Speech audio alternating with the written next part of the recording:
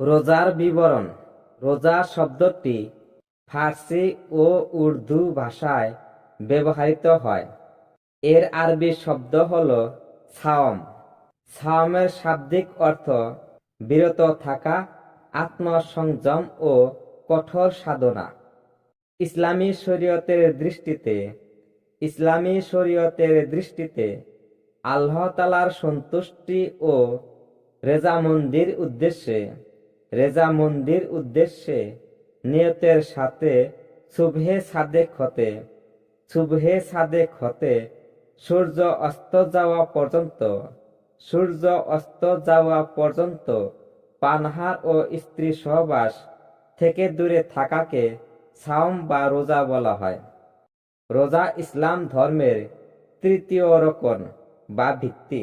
আল্লাহ তাআলা রোজাকে মানুষের ধৈর্যের শিক্ষাদান ও আত্মার বিভিন্ন রিপু দমন করার জন্য ফরজ করেছেন।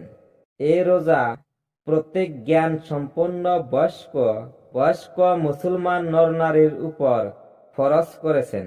রোজা যে ফরজ এ কথা কেউ অস্বীকার করলে সে কাফির হয়ে যাবে, এতে কোনো সন্দেহ নেই।